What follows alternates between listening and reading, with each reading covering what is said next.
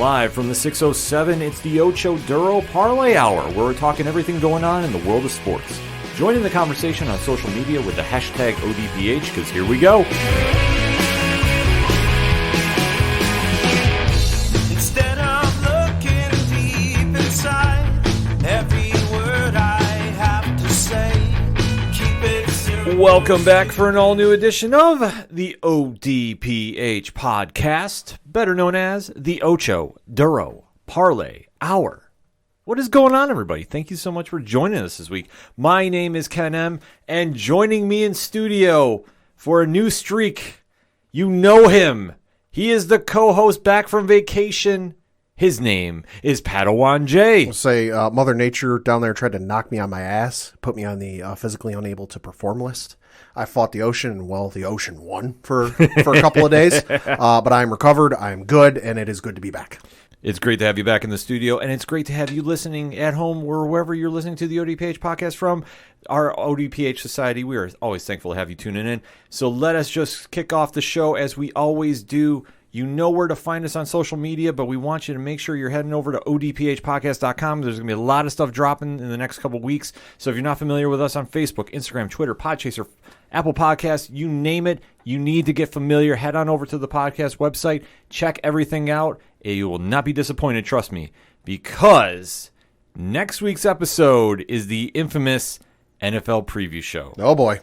Your coach, my coach, the coach, Coach Duffy, has vowed and promised he will be ready with all the analysis you need for the upcoming season. Rich from 3FN is going to be dropping by too, and we are going to be announcing who's going to be competing in locks and leaps and who is going to be fighting for that all-impressive chip at the end of the season on 607 Podcasts.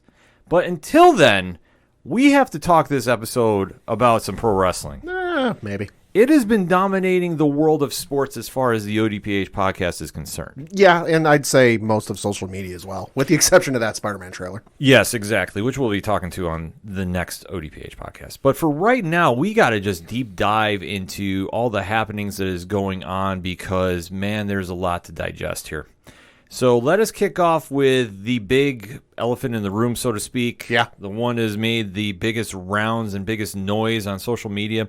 And that is the return of CM Punk to pro wrestling. Mm-hmm. Now, last Friday night on AEW Rampage, it was heavily teased from Chicago, the United Center, that he was going to be making his return. They didn't announce it officially, but when you bump up the building to pack it in with as many people as you can, they wanted to make sure that they made a statement with his return. It was like the worst kept secret I've seen in anything since PlayStation number of years ago, went to announce the PlayStation Vita, which at that point, I think even the design had leaked out. Like everyone knew it was coming. Everyone knew what the hell it was going to look like. And they went to unveil it, and they're like, well, and now time for the worst kept secret in the gaming industry. Like CM Punk showing up, worst kept secret in the pro wrestling industry. And it definitely was, but there also had to be a little hint of doubt, and we can't lie about that. Sure. Because obviously if you know the history of CM Punk, it's a little bit messy for the last time we saw him in a professional wrestling ring. Yeah. He was obviously a well-known WWE superstar from his days from Ring of Honor and working the Indies to when he became the man, the myth, the legend, the best in the world as we know him for WWE. Mm-hmm. And then he left very, very infamously and suddenly and more or less took his ball and went home because he didn't like the direction that things were going in for him. Yeah.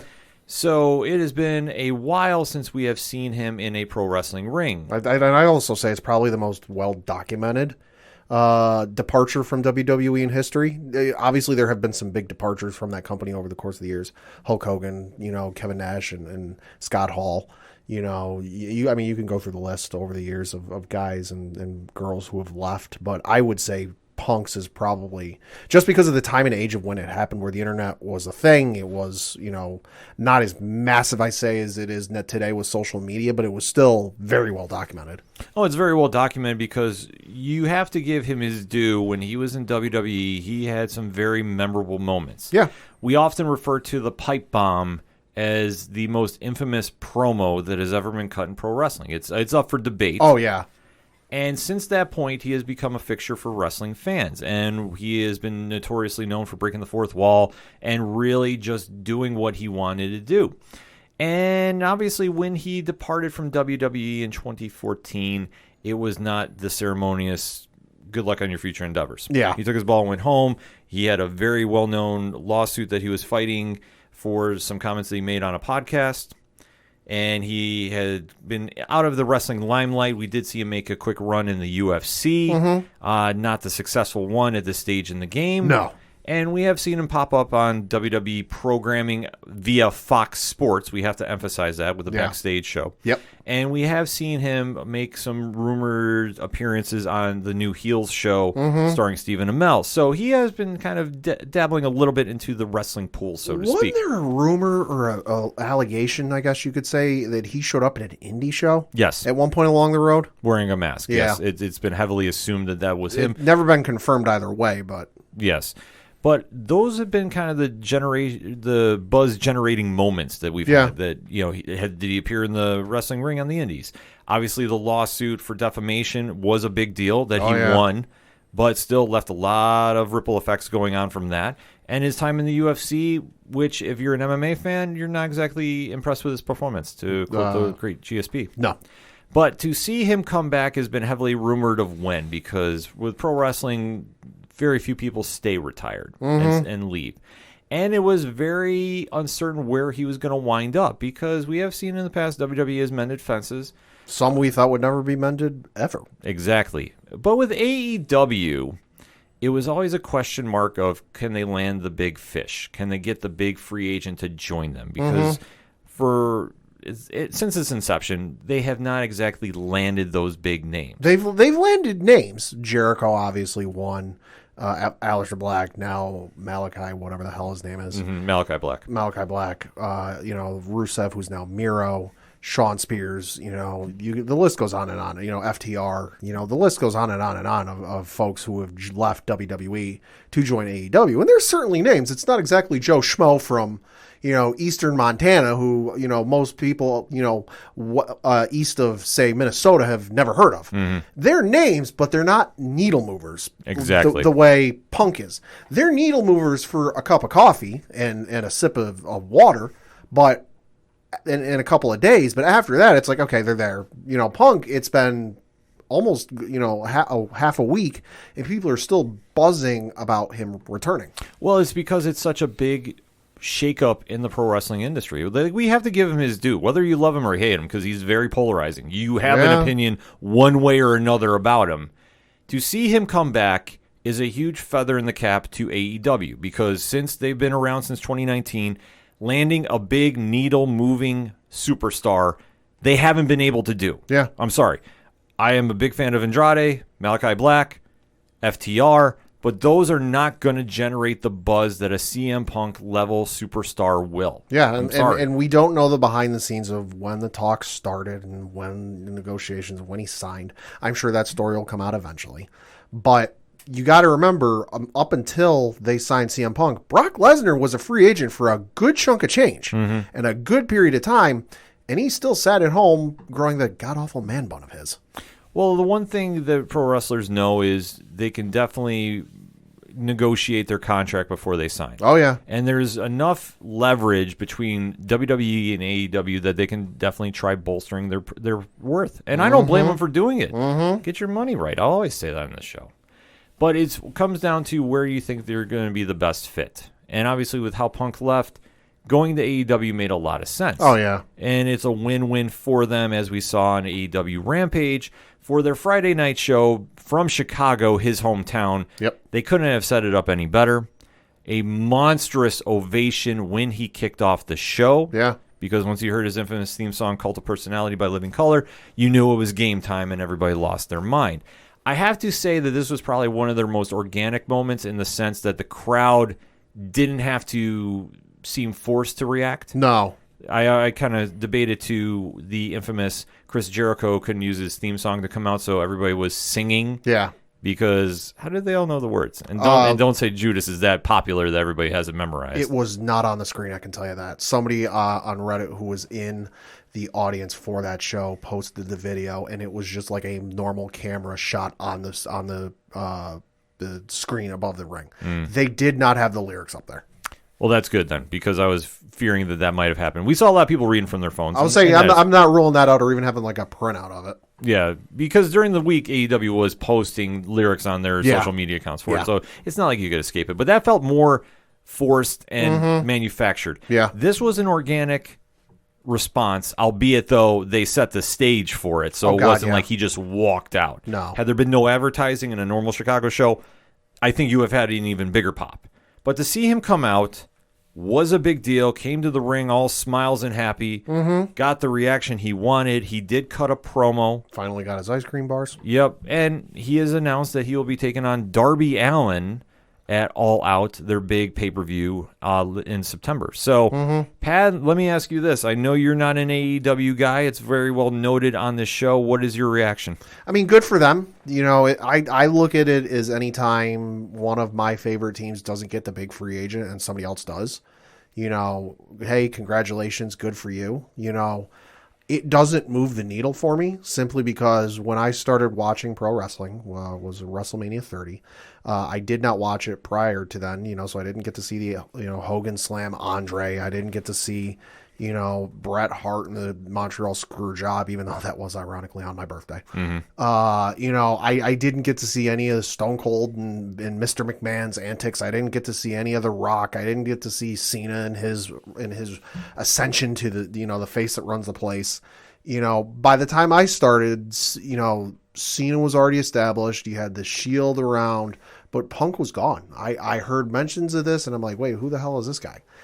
I never got to see him wrestle, you know, and so it's not a huge needle mover for me because it's like, okay, cool, you know. I always and I know some people are probably sitting there going, "Oh, you were excited before. You're excited for Edge to come back." Yeah, because I didn't think I'd ever see Edge wrestle again. Given his neck injury, and some friends of mine I've spoken to in the medical who are in the medical community, I asked them, "How bad is this?" And they're like, "It's not even just a pro wrestling thing; it's a life thing. Like, if you're playing with a kid or a nephew or a grandkid and you fall wrong, that can seriously hurt you and really cause some issues." I didn't think I'd ever see Edge again. So for Edge to come back, I'm like, holy shit, I'm up for this. I always figured Punk would come back someday, that it was just a matter of when and where. So for Punk to come back, I'm not surprised. Like I said, I figured it would happen at some point. It's not a needle mover for me just because I've never really had that itch to go out and search out his stuff. I love the Pipe Bomb promo. I love the promo work he did with Rock and Cena leading up to that whole feud, you know, but unless it's a major dream match, like somebody from a New Japan, I'm not really all that amped up for it. See, for me, I am amped up for it.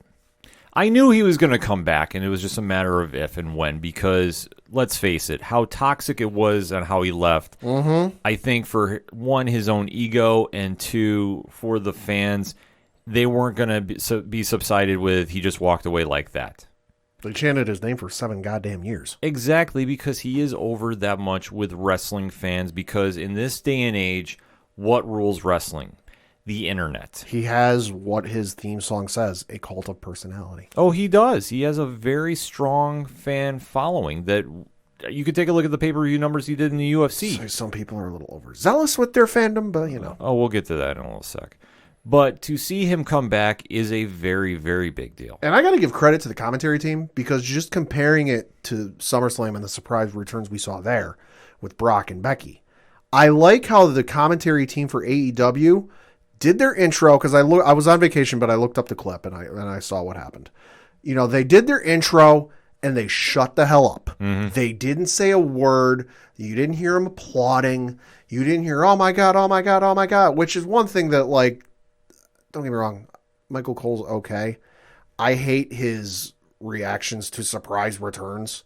Oh my God, oh my God, oh my God. Like the only time I think I've ever heard a genuine reaction from Michael Cole was when Ronda showed up at the Royal Rumble. Every other time it's fucking annoying. It definitely is. But this was a moment that I think that they understood the gravity of the situation, because this is a game changer for AEW. Oh, yeah. To see how Punk has been legendarily fouled on the indies. Like I said, his indie work is amazing. His Ring of Honor time is the stuff of legend. His WWE doesn't really hit its stride until the pipe bomb movement and It's everything hit or that miss. happens from no, the beginning stuff he was not pushed as he should have been, in my No. opinion. Like, I'm sorry, he wasn't. Okay. But once he gets to the pipe bomb, he finally lets loose, and that is what generates the buzz that is him today. Yeah. If he never does that promo, this move doesn't mean anything. No. But to see that and the follow-up match that he had with John Cena and Money in the Bank, if you want a great match to see him in, that's the one you go search out on Peacock. I'm not. I don't even think you got to go that far. I'm pretty sure. I'm willing to bet that entire match is probably on WWE's YouTube channel. Oh, I'm sure. I mean, it is a legendary match because especially with the stipulation that was at the time that he didn't sign his contract. If he wins the belt, he's taking it and running. And he did. Albeit he came back very soon after because he did rework a deal. But that was the moment that he became a superstar, that he transcended to that next level. Because that was, the next generation, I guess you could say, click moment. Where there's that moment with the click, at Madison Square Garden, where you got two groups of people who were supposed to be fighting each other tooth and nail, hugging it out, and too sweet in the middle of the ring. That broke kayfabe. Yep. There was a moment with Punk where it broke kayfabe, and I'm like, whoa, how much of this is real and how much of this is scripted? Well, that's the beauty of his work, that he could blur those lines. He is one of the best people to ever cut a promo on the microphone, bar none. Nobody's going to come near him. Hey, I think Heyman can. Heyman is up there. I mean, there's certain people that are going to come near him, but for when he's really on his level, he's damn near impossible to touch. That's true. But to see what happened after that and his ushering in the quote-unquote reality era of pro wrestling, Yeah. I don't think it was as big per se as some people might think. Like, he had some great matches with some of the top-level superstars. But once that kind of shifted away and he started working with some other people, most notably Ryback, in my opinion, Hey. it became rough water. Now, is that his fault? No. No. I will definitely say it's not his fault. But obviously, if you see those tapes and you can hear him say in interviews about how stuff was going, it kind of speaks for itself. But when you kind of have to shift dance partners, so to speak, sometimes it just isn't the same. Yeah. And this became where he started getting very frustrated. And then, obviously, with what was going on with The Rock returning, definitely was pushing some buttons, too. And Sure. there's a lot of factors that just can make you very unhappy and want to go. And that's where I think when he left and how he did, he was so beloved by the fans, it was like, what is going on here? So they always had hope that he was going to come back. Now with the new playing field in AEW, it's such a big win for them because now they have a needle mover, but this also causes another problem. Another top tier guy. Exactly.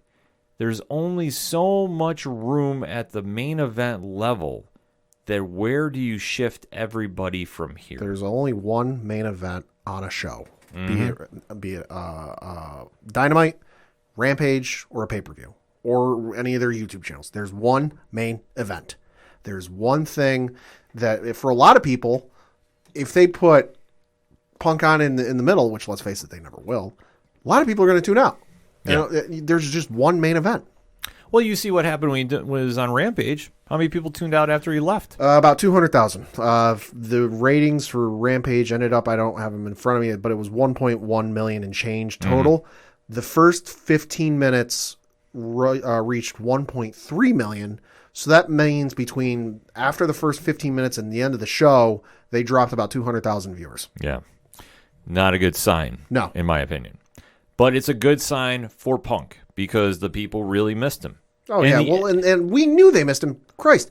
He predicted his own future when he had that god-awful program with, what was it, Kevin Nash or Hall or Kevin Nash, or I think Yeah, it it was was, Nash. where he's like, oh, they're going to be chanting my name, 2 years after I'm gone. And they chanted it for 7. Well, exactly, because he connected with the fans on that level. Like I say, the current state of wrestling fans, he is definitely in tune with. He knows the internet, he knows how to work the internet, and he knows how to definitely create some hype. That's why everybody tuned back in to see him. And it was a big moment. Like, you can't take anything away from it. That is one of the most iconic moments now in wrestling, just that reaction. But the question becomes now, where do we go from here? Yeah. And this is where things are going to get a slight bit messy, in my opinion. Okay. We know that he's facing Darby September 5th. Yep. That's when All Out is. Yep. How soon is it that he interjects himself into the world title picture? Because one thing we know about pro wrestling, if you're moving the needle, you don't open the show, you close the show. I think for him, it might not be until after, because they don't do monthly pay-per-views, right? No. I would imagine that it might be after the second pay-per-view, because I can see him going in, feuding with Darby up until this pay-per-view. And then because Darby's partnered with Sting, right? Yeah, Sting's like a mentor type of deal. Yeah, it's kind of a weird thing. I would imagine that Punk will, he'll face Darby, he'll beat Darby, or whatever. Oh, that's a lock. He'll beat Darby. Oh, that's such a lock. And then afterwards, for the next pay-per-view, they'll set up him versus Sting. Because that'd be probably a dream match of his, and a dream match of a lot of people. Well, I could see that point too, but for me, I'm sitting there going, I don't see him staying out of that world title picture, bar none. I just don't know how you leapfrog Hangman Adam Page, MJF, your young talent that you should be pushing. Like we talk about this all the time in 607 TWS, Rich and I do. The fact that you have Punk come in there now, he takes up a big spot. Oh, yeah. You can only have him fight the Darby Allins of your roster for so long, and then you have to have him jump to the main event picture because he's a main event guy. Yeah. You didn't bring him in to fill in your 8:30 slot of Dynamite. You put him in to close the show home and send everybody home happy. So now is a question of, all right, well, you have a very stacked main event roster. Who's going to be taking the sideline here? Oh, God, yeah. Because somebody has to. Yeah. It is what it is. And when he gets rolling, how do you stop that movement? Because even if you do, you're going to piss off a whole lot of people. Well, that's the whole thing.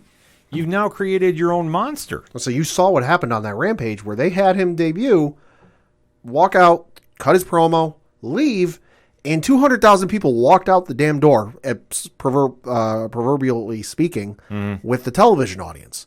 That's a big drop. Oh, it's a huge drop. Like, it's only 1.3 to 1.1. That's a lot of people. And for a company that lives and dies by their numbers. That's not 200,000 people. That's 200,000 homes. Mm-hmm. And the thing with ratings is they don't count the number of people watching the screen at one time.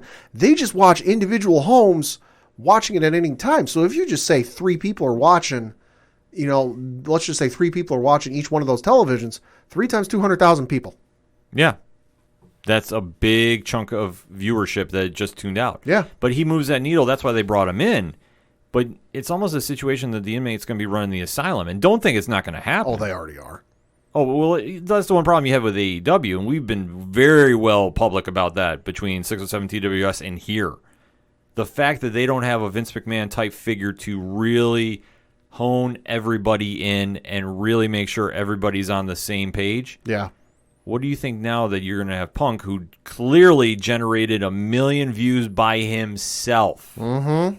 It wasn't, unfortunately, Moxley and Danny Garcia, even though I thought they had a great match for what it was.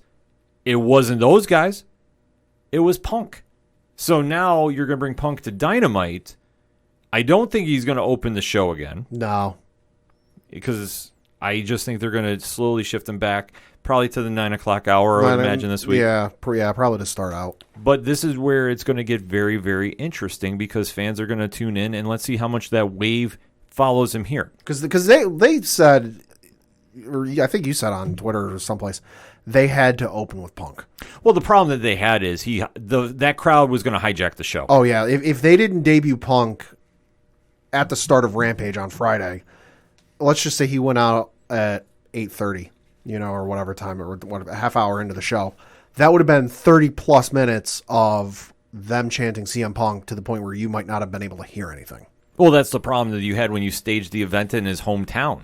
Like, I understand about why they wanted to get that pop, and like I say, it's a manufactured organic pop. They could have gone to any smart wrestling town, though, to get that pop. Oh, they should. Like the difference between, let's just say New York. Yeah. They could have gone to the Garden or wherever the hell they wanted to go in New York, Texas, L.A., and gotten that pop. It would not have been to the level that they got in Chicago.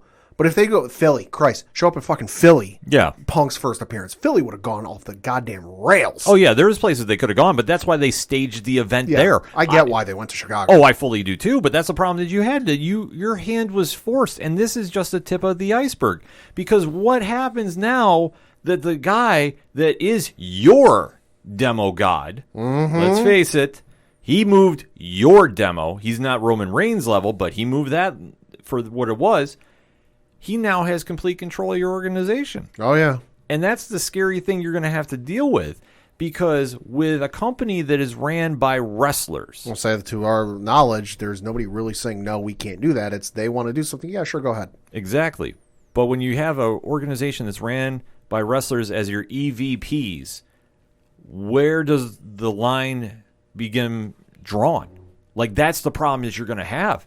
Because especially if he has creative control, which I would imagine he does. Hell would freeze over if he doesn't. Yeah, I can't There's see him not having it. With all the nonsense and crap that he went through with WWE and had to deal with, you have to imagine that that's in his contract, that he gets creative control. That's that, along with the forbidden door aspect of things, has to be one of the reasons he went to AEW, was the creative control. Yeah, which it makes sense. And you know what? They've been giving it out to other wrestlers. I wouldn't doubt he has it. Oh, he's absolutely got it. But then that becomes a question that you have. Okay, who's going to win the argument? If he has to face Cody Rhodes, who's going to bend the knee, so to speak? Boy, this is sounding oddly familiar to the late 90s, early 2000s. Uh-huh. Like I say, who is going to be the first one to break? You don't know what I'm talking about. Look up Hulk Hogan's WCW contract. Mm-hmm. This is a very interesting moment for that company. Granted, I don't blame them for making the move. No, I don't either. And I know some people are comparing it. Oh, this is like when Scott Hall and Kevin Nash, jumped and went to WCW. Slow your goddamn roll. Time will tell.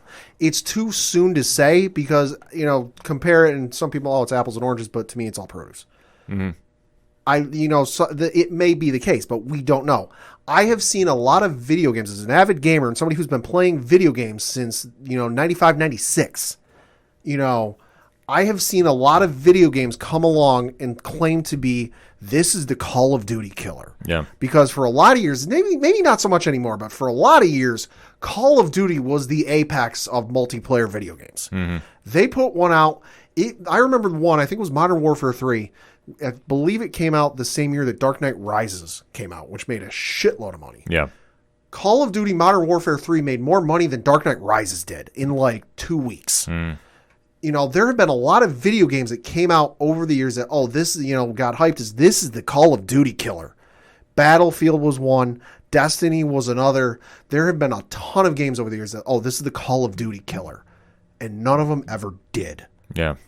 To say this is AEW's, outsiders moment, that, this is the moment it changes. Maybe. It's way too soon to tell. You have to let history play out. I think it is a moment, but it's not on that level because we have to remember one thing, and internet fans, I am talking to you directly. There is no WWE/AEW Monday Night War. It doesn't exist. Nope. At the time when Scott Hall and Kevin Nash did debut, there was. It was a light one, but it wasn't in full swing yet. No, right, but that was a catalyst for it. Yeah. That was the first shot, seeing Scott Hall come on screen. Unless you're moving Dynamite to Friday night, 8 p.m. Eastern Standard Time, you're not having this war that you guys are claiming there is. They'll get eviscerated. That's the whole point. Vince is not worried about you. No, he's not. So the fact that if you're thinking that this is the outsider moment, I'm sorry, you're sadly mistaken and drinking your own Kool-Aids. There's also one large difference between those two shows. One is on public cable, meaning you don't have to buy a premium cable package to get it. Mm-hmm. The other one generally is. Yeah. Fox is on regular basic cable that you ain't got to pay nothing extra for.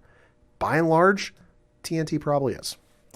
And plus, the other factor you got to think too, if you don't want to go ahead against Friday night, go Monday night.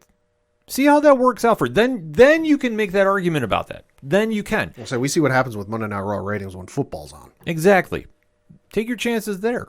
Because otherwise, you should just accept this for being a great moment that you landed a big talent to come to your organization. And you've made more noise than any other company has that isn't named WWE or WWF in the last 20 years? I would say this. Since their promotion, they've had a lot of hype. I mean, that's been the one thing about it, because they know the internet audience, and that is who they placate to. And this is not an insult to them. Because half that company grew up on the internet audience. Exactly. They know how to do it. They've been doing it since they started filming BTE way back when everybody was not officially AEW yet. Yeah. And that was the hottest thing on the internet. Oh, yeah. They know the audience they're going after, so this makes sense for them. Because why not get the biggest internet wrestling star you can to come to your organization where your wrestling fans are all on the internet? There's a reason the Young Bucks change their Twitter bio on like a weekly or daily basis. They're partially doing it for the laughs, I'm sure. Oh, yeah. But they know whatever they post is going to end up on Reddit. It's going to end up on articles. It's going to end up on Facebook, Twitter, you name it. It's going to end up there because they know their audience. Exactly. And that's the thing, that they know their audience and they know they'll follow them because they're the ones living on Twitter doing what they do. Mm-hmm. This is not an insult to them. However, the toxic ones can GFY all day. Mm-hmm. Because instead of celebrating this moment like wrestling fans should, there has been a lot of toxic nonsense. Yep. And in fact, when you're trying to compare the pop of CM Punk to Roman Reigns returning from leukemia, I've said it once, I will say it again, you need to get your priorities checked. Yeah. There is a line that is not to be crossed, and that is one, because entertainment and real life are two different things. And if you have not figured that out yet, I strongly suggest you stay off social media and get your shit together. One guy came back because he made a choice. The other one came back because he didn't want to die. Yeah. And if you're following that stuff, I say this once and I'll say this again, sheep mentality only leads to slaughter. Yeah. You need to be the independent voice, love your organization, but the minute you try facilitating this whole, we're at a war with another company, if you like that company, we can't be friends, we can't talk, you don't understand pro wrestling. You don't. You don't understand a lot of things, in my opinion. So it's best to just keep it to yourself. Yeah, and people are comparing it to the Monday Night Wars, but looking as someone who didn't watch the Monday Night Wars and looking back, part of what I think made the Monday Night Wars so memorable were those moments. It wasn't people shitting on each other and shitting on, whichever show they watched. I'm sure there was some of it, but it wasn't to the level we see today. And part of that was the moments you saw that was, oh my God, did you see this? You need to watch this, and just go back and forth. And to the negative, toxic folks on the internet, I need to just say a couple of things. And I'd say give a warning, but disclaimer, but no, y'all need to come to fucking Jesus moment, and you need to fucking hear this. As I said before, I did not start watching pro wrestling until WrestleMania 30. And as I said before, I didn't get to see the Hulk Hogan, Steve Austin, Rock's, Cena moments that, were so seminal with prior to my viewing. So I should have been able to enjoy the moment of Punk coming back, but I didn't, because people got so fucking toxic and so fucking negative because they've got their heads so far up his ass they can't even see the sunshine or smell the roses and enjoy the moment. Let's face it, there are people who enjoy CM Punk, there are people who love CM Punk, and then there are people who are fanatic about him. Mm-hmm. You and I both know people who love the hell out of CM Punk and still wear the shirt from WWE from back in 2010, 2011. That's perfectly fine. There are some people who are so far up his ass that he probably would go to a 7-Eleven, take a shit, and they'd post about it. Oh my God, guys, did you know that CM Punk went to the 7-Eleven on 5th Avenue and took a shit? Who fucking cares? He's a person. You shouldn't care that much about a person that you treat him like a god or a deity. And to the negative folks who are just going to bat and going to war for their own company or federation, WWE, AEW, ROH, New Japan, I don't care who it is. If you're shitting on another promotion because you don't enjoy it, shut the fuck up and why are you watching? Mm-hmm. I had to block somebody on Twitter. I won't name who they are, but I had to block somebody on Twitter. And I knew that they were an AEW fan because they would post heavily about AEW and only occasionally about WWE, but it didn't bother me all that much. I'm like, I'd say, hey, it's your opinion. That's one of the beauties of being humans in the human race. You are free to choice and like what you like. Ken is a Buffalo Bills fan. I am a Patriots fan. Coach is a New York Giants fan. The New York Giants have beaten the Patriots twice in the Super Bowl. To this day, I still cannot watch those highlights because it hurts me. I don't shit on him for it. I rib him every now and again. Yeah. But that's, that's part of being a sports fan.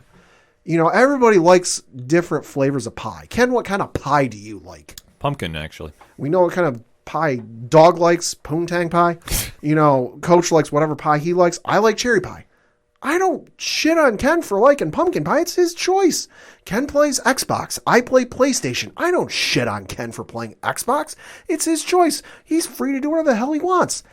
If you are somebody who likes AEW, good. I hope you enjoy it. I hope you tune in, and I hope you have a lot of memories that you go to the YouTube page, favorite the videos, make a playlist, and watch them all just for the nostalgia and the feels. And the same goes for WWE. I hope you watch the show. You've got a lot of moments you enjoy. Make a playlist and watch all your favorite moments back over the years just to bring you back some joy. But if you don't like a show, why the fuck are you watching it? There was as I said, to get back to my point, there was somebody I follow on Twitter who I knew was an AEW fan and wasn't the biggest WWE fan, but like I said, it's his choice. He's free to make that choice. And spent 4 hours on Saturday shitting all over SummerSlam. And I'm sitting there going, why the fuck are you even watching this if you don't enjoy this? If you don't like a movie, you don't keep watching it. If it's at a theater, you can get up and leave. Mm-hmm. AMC, Regal, Alamo Drafthouse, whatever theater chain you go to isn't handcuffing you to that chair and saying, nope, you paid your money. You got to sit your ass through this. You can get up and leave. Lord knows I've done it a few times. Facts. If you watch a movie on Netflix, Hulu, HBO Max, Disney Plus, whatever streaming service you use, and you don't like it, you can exit out of it. Those companies are not holding a gun to your head and saying, no, motherfucker, you got to sit through this. You can turn it off. If you buy a video game and you don't like it, you can turn it off. You can sell it. You can sell it back to the company. Lord knows I did with that god-awful Activision Walking Dead game with Daryl. That game was a piece of fucking shit. I played it for all of 20 minutes, went back and returned it. Activision and GameStop didn't say you got to keep playing this. You spent money on this. You don't have to watch it. If you don't enjoy it, why the fuck are you watching it? That's the biggest problem. And this person further on went to say, oh, I'm done with WWE. Hope you enjoy the crap. And I'm like, okay, good. They're going to tone down about it. And then proceeded to post about it even more. If you don't like something, turn it off. Don't keep watching it just to shit all over it for people that do enjoy it. Because was SummerSlam perfect? No, we'll get into that in the next segment. But I did enjoy the hell out of it. But I got to admit, it was marred a little bit by people shitting all over it because they don't like it and they just did it for the clicks. And that's the biggest problem with the internet. And I want to even flip it to the toxic fans, too. I know everybody has seen the picture of the gentleman crying when Punk came back. Yeah. And the fact that people were going at him about that. Seriously, folks. If you're getting on the internet just to go at people because you're unhappy with your business and they're happy being fans, seriously, just delete your accounts. I don't understand people because I like seeing shit like that because it's raw human emotion. Oh, yeah. Example, Yankee game on Saturday, I think it was, they were playing the Twins. Mm-hmm. And they got this kid, Andrew Velasquez, who they just called up within the last week or two. He's been bouncing around the majors, born in the Bronx, raised in the Bronx, grew up a Yankee fan. So he's living out his childhood dream, hits his first ever major league home run in Yankee Stadium. So you've got this kid, like I said, born, raised in the Bronx, grew up a Yankee fan, living his dream of being in the major leagues, living his dream of playing in Yankee Stadium, wearing the pinstripes, and he hits it in front of his family. His sister's there, his mother's there, his grandmother is there. They're all bawling their goddamn eyes out. Did I sit there and go, oh, look at those assholes, why are they crying? I went, no, that's fucking awesome. And then they go on, oh yeah, he's living at home with his parents and he's sleeping in the bed he grew up in. How do you see something like that and go, look at that asshole? No, that's raw human emotion. Because people are broken and they don't sit there and realize that they're part of the problem. That's it. Because if you can't handle the fact that people are being fans And I want to just salute. I know we did this on 607 TWS, but I still want to salute Tommy Dreamer. Oh, absolutely. Because he's working on finding the guy that was crying. Yeah. And is trying to hook him up with tickets for Bound for Glory and do some meet and greet with Punk, too. Oh, yeah.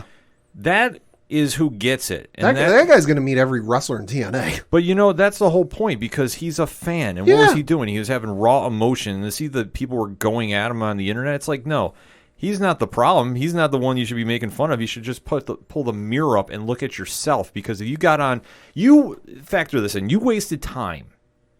Precious time, because time is not refundable. Tomorrow ain't promised. You literally got on a show. You typed it away for however long it takes you to make a tweet, going after somebody for being a fan.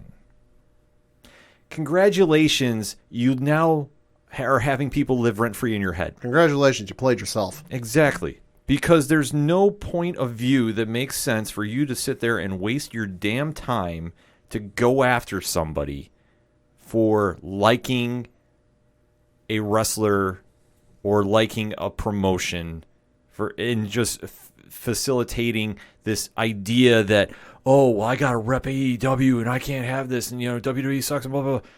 No, the fact that you get on there and waste your time for what? An echo chamber of a heart? Because somebody hit like on your tweet? Like that's supposed to make you feel better? I'm sorry, I can't get down with that mentality, and I never will. So you can sit there and complain about it all you want, but at the end of the day, the people that really won are the fans that appreciated him coming back and knowing that we're going to have some great matches to watch. Oh, yeah. And the fans that were sitting there having that raw emotion event, they're the ones that we applaud. Yeah, and I don't mind if you're on Twitter and you're critical of AEW or WWE. Every company deserves to be held to a certain standard, and when you see something that's god-awful and you don't agree with it and you want to be critical of it, that's fine. Mm-hmm. What I don't agree is just shitting on something for the sake of shitting on something. Yeah, if you have no merit to your argument, just save it to yourself. If you sit there and you go, I don't like this, here's what I think they should do, that's fine. I got no issue with that. But if you sit there and go, holy shit, this show's awful, why would anybody watch this? This is terrible. This is the worst thing I've ever seen. I would sooner watch late 90s WCW than this. Shut the fuck up. Yeah, there's no place for it, and there's no purpose to it. And if I catch anyone I'm following doing that, you will get blocked. I don't give a fuck who you are, and I don't give a fuck if you got a blue check mark next to your name or not. And that's not an anecdote on who I blocked. It's just a point. Drop the mic on it, Pad. I fully agree with you. If you can't appreciate wrestling, you shouldn't be watching it. If you can't appreciate fellow fans, you shouldn't be watching it, because you're the problem, not the solution. We're going to be celebrating Punk coming back because we're going to have great matches, and we support wrestling. We can be fans about it and say we don't like certain things about it, but at the end of the day, we're still watching and still supporting. That's what you should be doing. And if you don't like something, don't watch it. That's the easiest way to say it.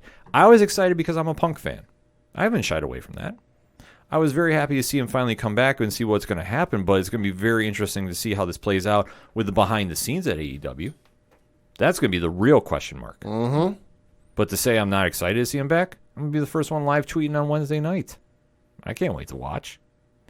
There's going to be a lot of excitement in the air, and this definitely has been the biggest needle mover going on in the land of sports. And I say sports because even pro wrestling, listen, it is a sport to us. Oh, yeah. And nothing has dominated headlines like the return of CM Punk. Earned a Facebook post from SportsCenter. Yeah. So you can't argue anything about that, folks. This has been dominating everything. We definitely deep dived into it here on the ODPH. You want more conversation about that, find the Twitch and podcast version of 607 TWS, because Rich has got a great take for it as well. Because why? We're wrestling fans, and we like to talk wrestling. So you can definitely hit us up on those hashtags, hashtag ODPH pod, and give us your thoughts about CM Punk coming back and who you want to see him face. Be positive. Don't be part of the problem. That being said, we're going to take a quick break. We'll be right back. Hey all, I'm Frank.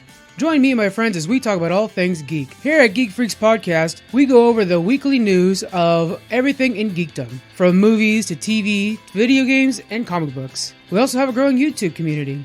Join us as we go over everything in your geek life and share in the love of geekdom.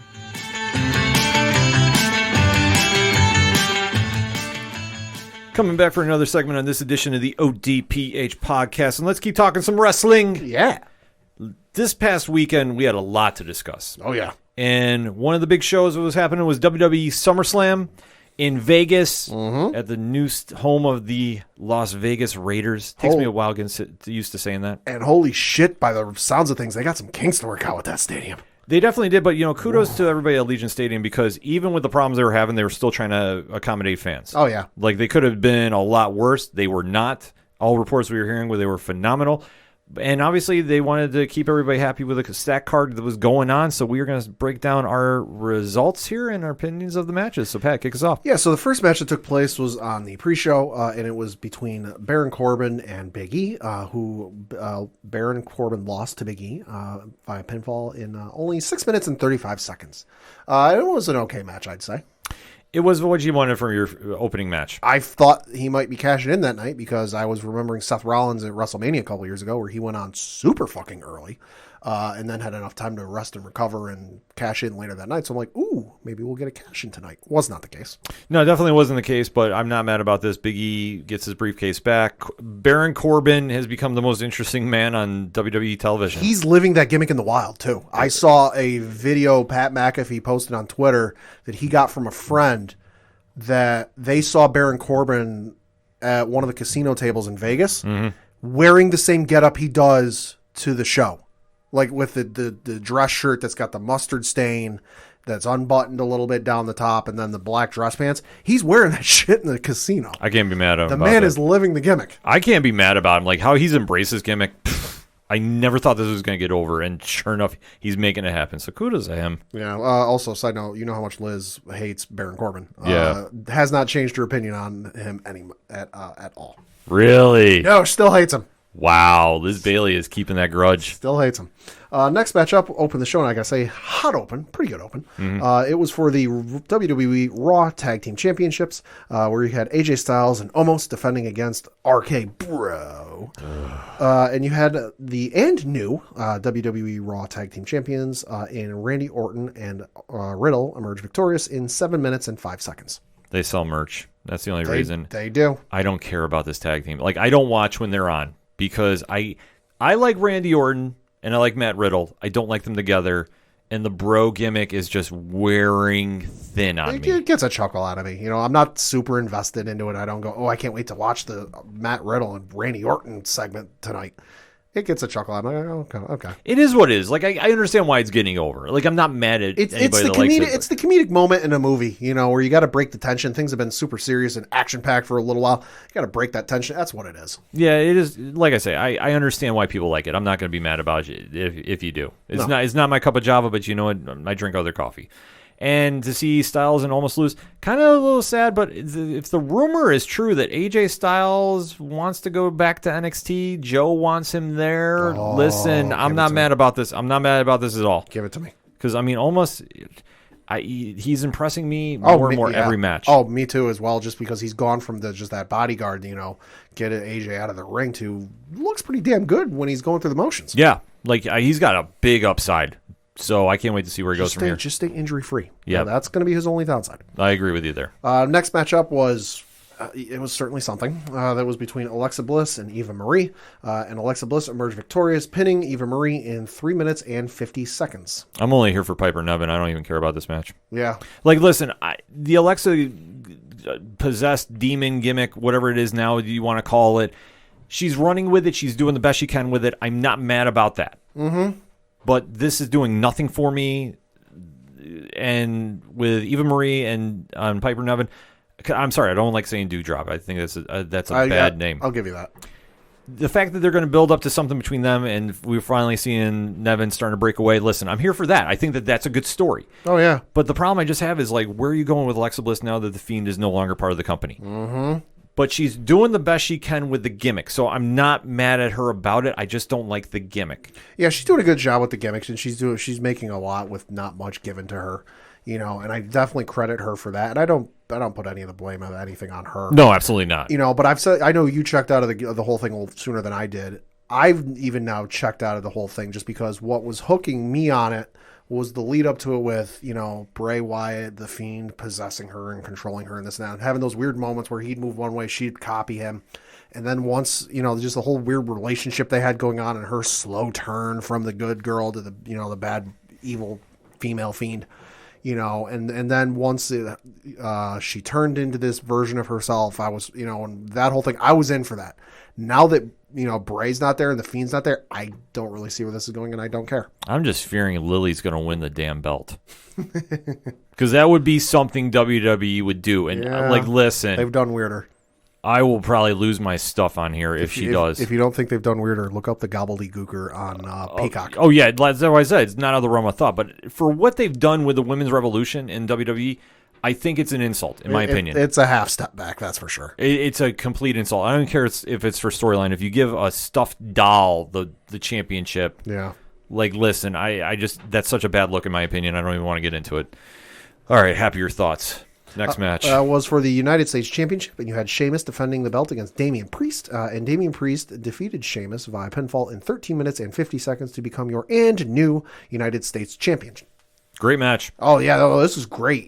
Sheamus always puts on some good matches, despite the flack he gets. Damian Priest, just more and more impressing me. Damian Priest is very good. I was pretty neutral on him, even from his NXT days towards the end. Still kind of neutral on him when he came to the main roster, but he's winning me over. I was a big fan of him when he was in ROH.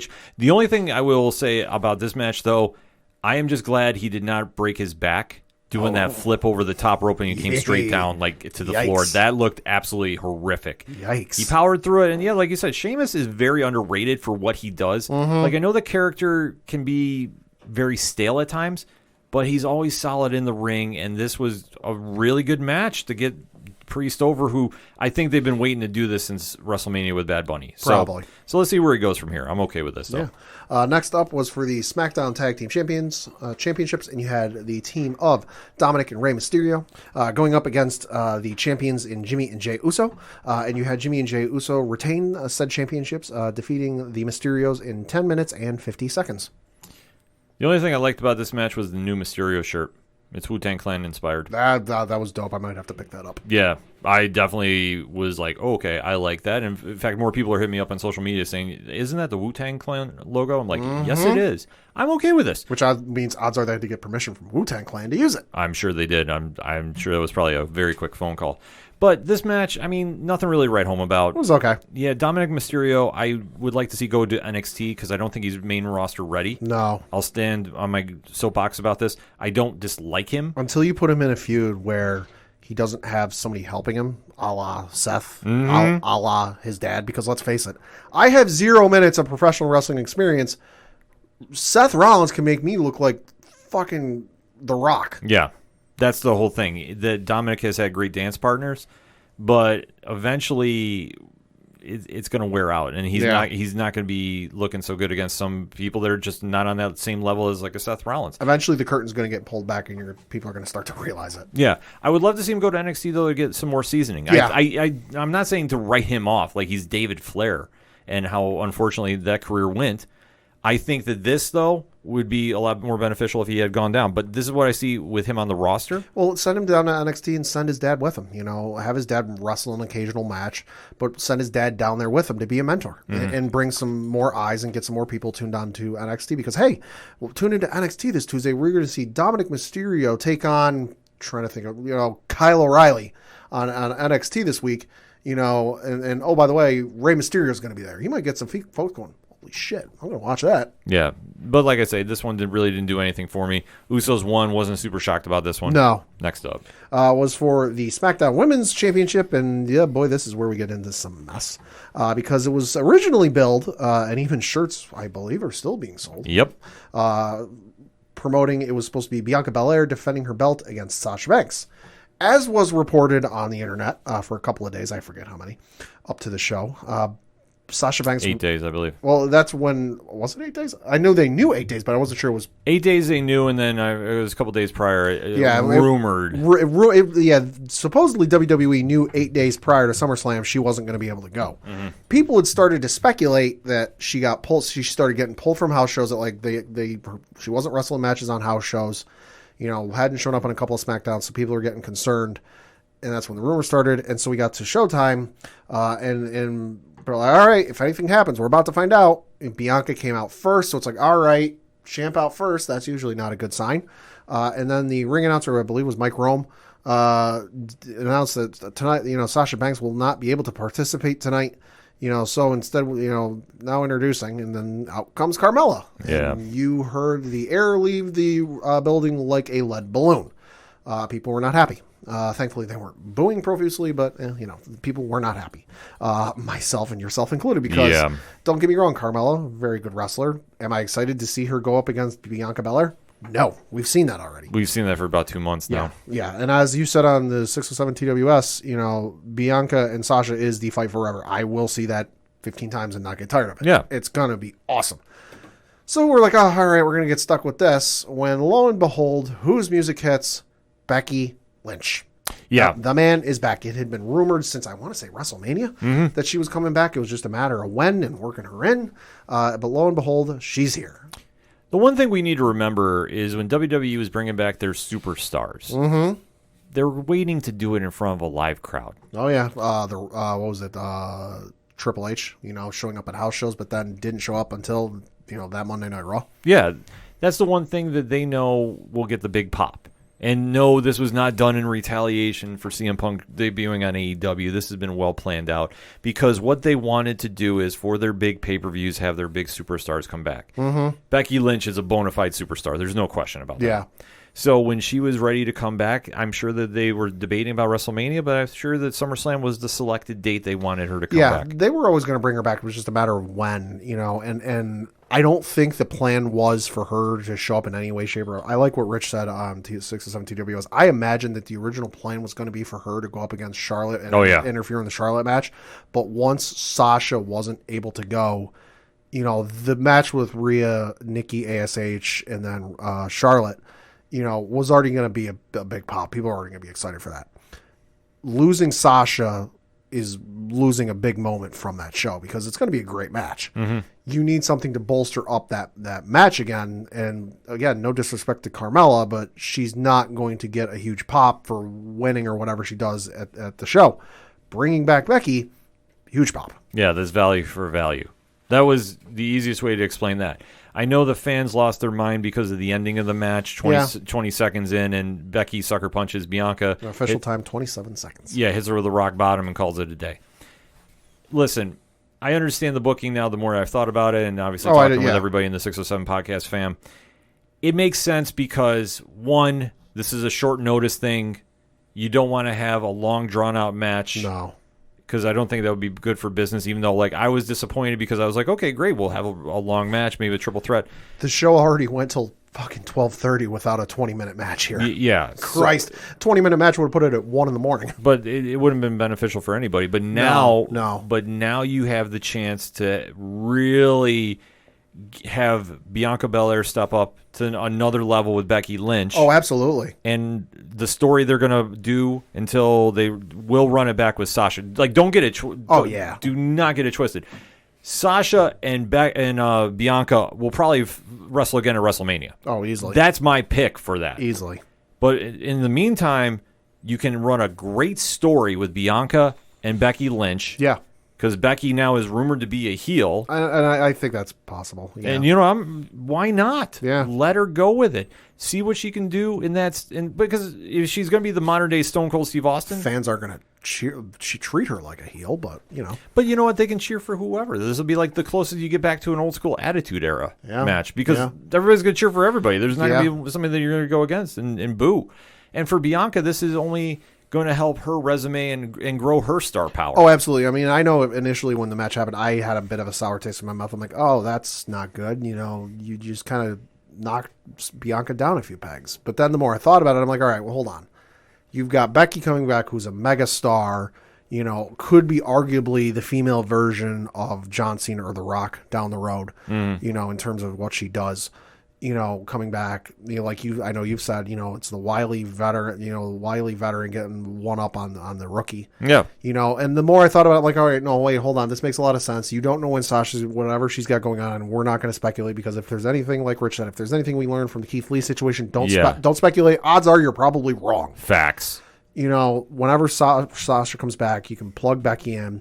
You've got a built-in story now because if Becky turns heel, Bianca could come up and say, listen, I deserve a shot. I didn't have time to prepare. You sucker punched me. That wasn't a fair fight. Let's go back again. And you can sit there and have Becky play the heel and go, hey, listen, I'm the vet. You're the rookie. You need to step up and learn, kid. Let's give you a taste of your own medicine. Here we go. Yeah, they'll be able to do a great story now. And whenever they want to run it back with Sasha, they'll run it back. Like I said, don't even think for a second that this is not going to be the end, or this is going to be the end between Sasha and Bianca. Absolutely not. I'm marking down for WrestleMania. Why not do the biggest show of the year, and they'll steal the show yet again?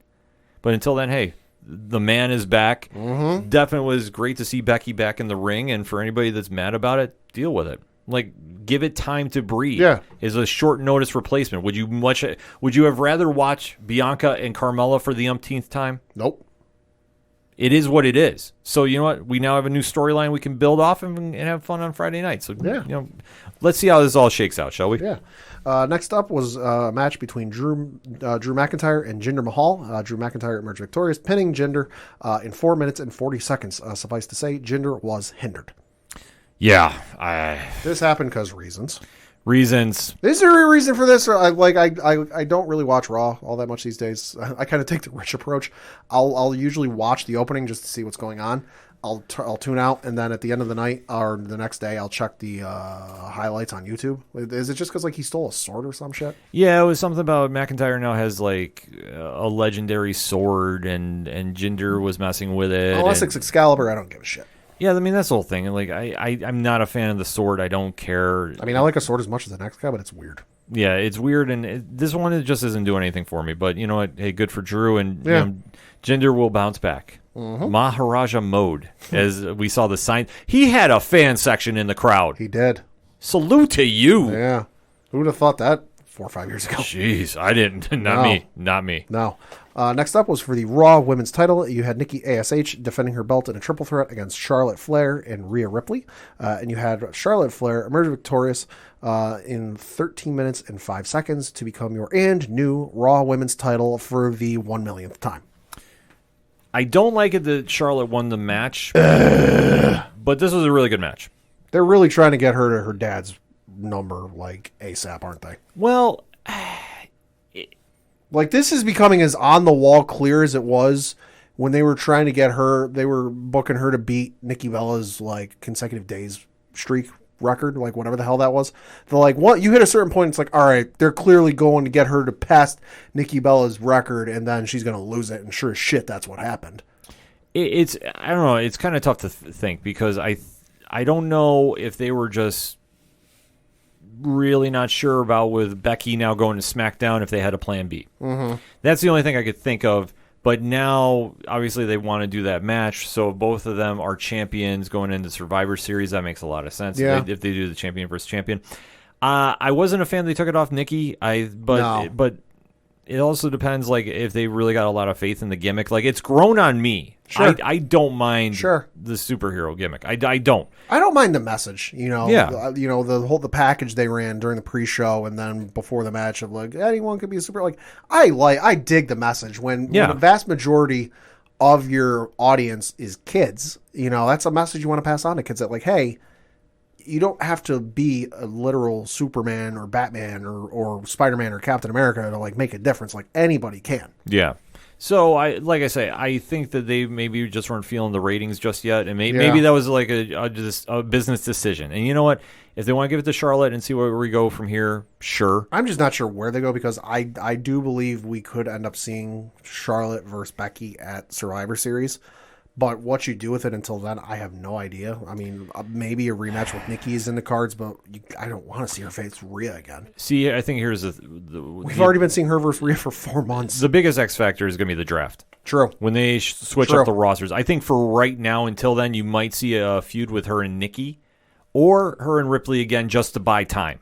And then once they do the big shakeup, then you'll get the next feud. Sure. But I think until then, it's just going to be pretty much paint by numbers and just kind of plug and play Rhea and Nikki in there. Yep. So it was what it was. I mean, like I said, it was a good match. Charlotte, the one thing, though, I'm very critical of, and I'm not going to lie about this, is when she gets to the top rope, I don't think she understands like how big she is, and how much ground she can cover. And you've said that for years. Yeah, even prior to this show. Yeah, and then obviously she hit that corkscrew twisting jump, which looked great. But man, she really clocked Nikki though. There's been a couple times she's almost hit her head on the apron. Yeah, doing that. Like that's why I say she does it great, but that's my one like knock on her. It's like just you got to time that stuff better. Yep. But hey, if that's the only thing bad that happened in this match, I'm okay with it. Oh yeah.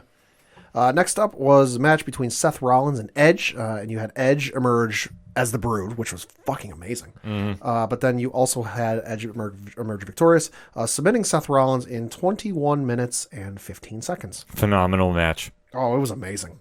If you want to get a textbook classic of main eventers that know how to work a crowd, tell a story, and deliver, this is it. I'll say that Edge entrance was probably the coolest thing I've seen in quite some time. Oh, the Brood entrance. Holy fuck it. You could see the smile on Edge's face. He was loving it. Well, to take it back to that time period, man, that was the coolest entrance of wrestling. That song is still great. Oh, yeah. Holy shit. It still goes.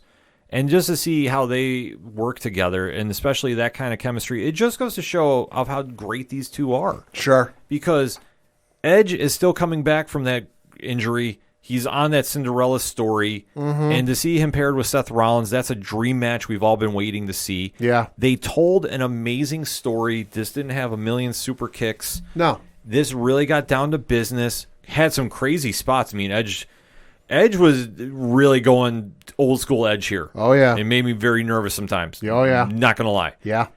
But once it was all said and done, this was a really great match. It would have been match of the weekend had something else not happened.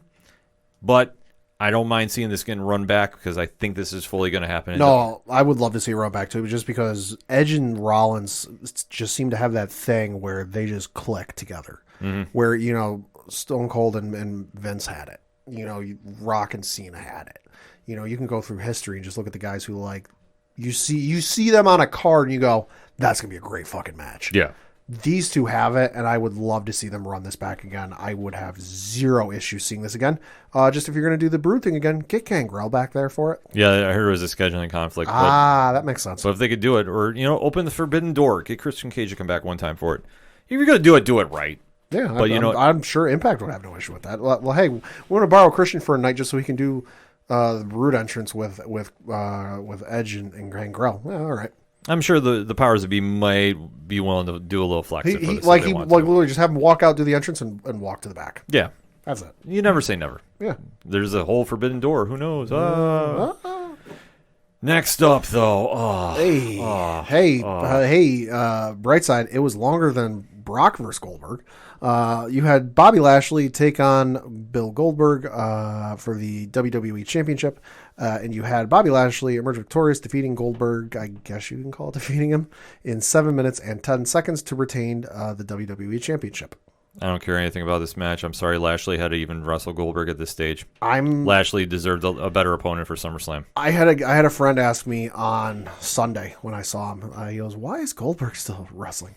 And for those who might not know, and because it is a little confusing when Goldberg is got to be over 50 at this point. Oh yeah. Why Goldberg is still wrestling when he very clearly can't go like he used to, and it's not it's partially a booking reason, but it's partially he can't go as long as he used to in a wrestling match.